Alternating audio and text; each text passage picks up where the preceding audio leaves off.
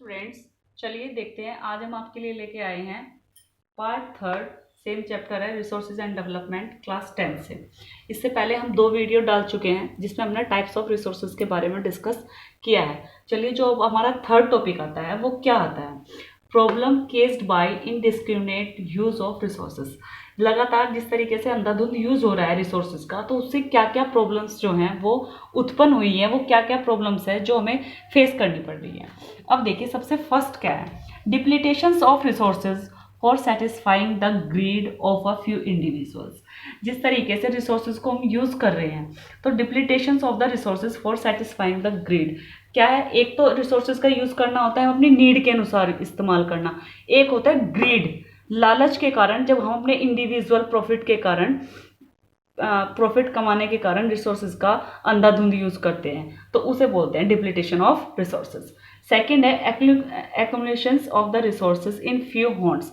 जो रिसोर्सेज की एक्यूमुलेशन है वो कुछ ही हाथों में चली गई है। वो किस तरीके से?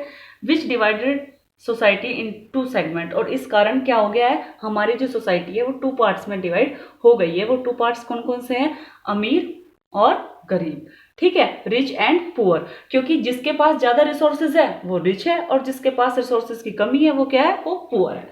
थर्ड देखिए, डिस्क्रिमिनेट एक्सप्लॉयटेशन ऑफ रिसोर्सेज। जिस तरीके से रिसोर्सेज का लगातार यूज किया जा रहा है, ठीक है, अंधाधुंध यूज किया जा रहा है, had led to the global ecological crisis.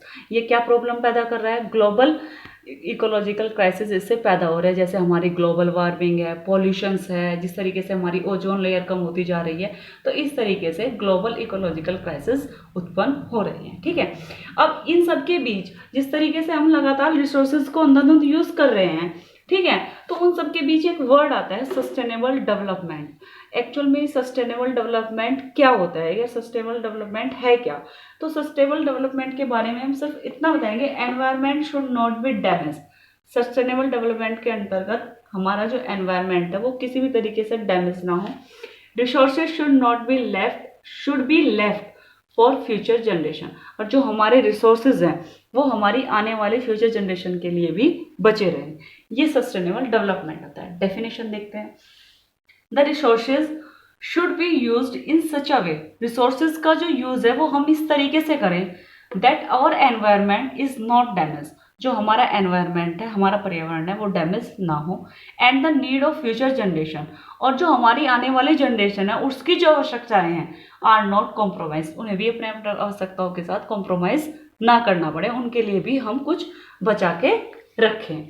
अब जो पॉइंट आता है वो ये आता है कि ये जो सस्टेनेबल डेवलपमेंट है, ये वर्ड आया कहाँ से? ये कहाँ से आया है? किस तरीके से इस वर्ड को लाया गया है? तो चलिए इसे जानने के लिए देखते हैं ये पॉइंट। 1992 में एक समिट हुआ था जिसका नाम था रियो डी जेनेरियो अर्थ समिट। ठीक है, ये समिट हुआ था, यहीं से सस्टेनेबल जो डेवलपमेंट है ये वर्ड आया था। अब इसके बारे में पढ़िए समिट के। It's first international earth summit. ये सबसे पहला इंटरनेशनल अर्थ समिट था, सम्मेलन था। It's held in Rio de Janeiro, Brazil. ये कहाँ पे किया गया था? ब्राजील में एक प्लेस है रियो डी जेनेरियो, जहाँ पे इस समिट को किया गया था। थर्ड है, more than 100 countries participated in this. और इसमें 100 से भी ज्यादा कंट्रीज ने पार्टिसिपेट किया था।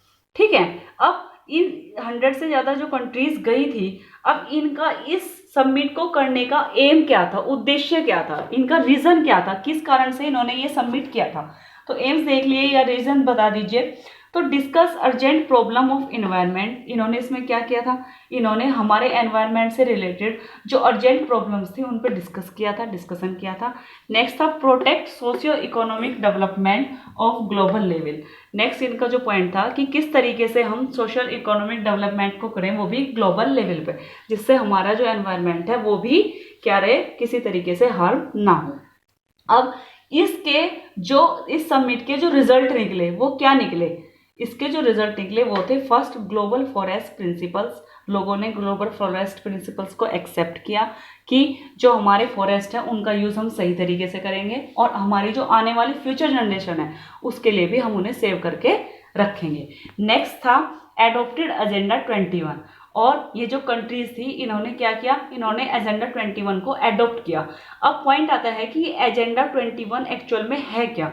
एजेंडा 21 जो है वो एक डिक्लेरेशन है, एक घोषणा पत्र है, जिसमें एनवायरनमेंट को प्रोटेक्ट रखने के लिए कि हम जो भी काम करेंगे उसमें हम अपने जिस तरीके से हम अपने रिसोर्सेज का यूज करेंगे, हम अपने एनवायरनमेंट को बिल्कुल भी हार्म नहीं होने देंगे। तो इस तरीके से डिक्लेरेशन, एक लेटर तैयार किया गया जिसे इन कंट्रीज ने एक्सेप्ट किया। उसी लेटर्स को ही एजेंडा 21 के नाम से जाना जाता है। यही इसी के साथ ये वीडियो खत्म होती है। वीडियो अच्छी लगे तो लाइक करें और चैनल को सब्सक्राइब करें, और हमारे चैनल को ज़्यादा से ज़्यादा हमें मोटिवेट करने के लिए लाइक्स वगैरह करते रहें। Thank you.